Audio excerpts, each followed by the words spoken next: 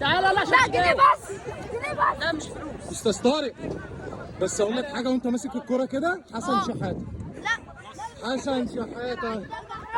السؤال الاول اسال يا خلود.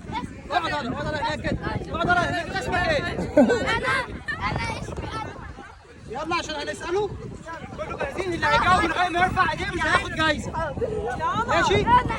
السؤال الاول، ايه هو الطائر اللي معروف برمز السلام؟ محدش يجاوب.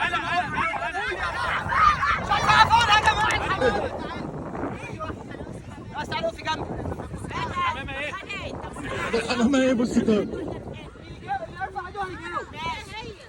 انتوا معاهم في الاسئله دي يا جماعه؟ ايوه، عشان ما تجيش تعرفي اجابه تقولي هاتوا فلوس من اولها. ماشي. دي اول واحده هتاخد الجايزه. سقف ولا سقف ولا يا جدعان؟ حسسوا ان في جايزه. انتوا رافعه الكاس. السؤال الثاني. ايوه. ما هو الكتاب الذي انزل على سيدنا عيسى؟ برافو.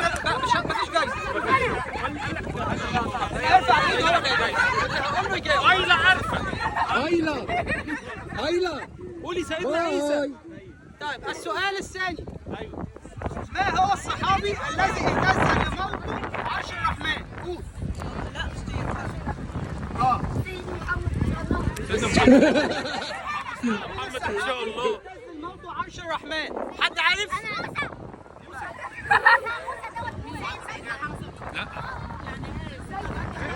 انا من هو الصحابي؟ مش سيد بن حارث. سيد بن فؤاد. صح. سقفوا خالد.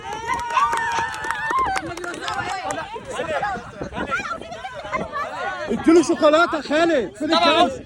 الجايزه فين؟ اخد. وريني شوكولاته يا مصطفى. احنا مش بنديلك كده، ده عشان التصوير. الله ينور. سقفوا لخاله صفوت.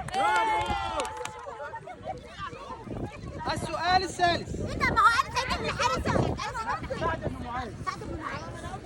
احمد مكلم. ما هو الطائر الذي يمكنه الطير للخلف؟ سمير ينفع ما تردش؟ لا ينفع، ده لازم نرد على السريع بقى.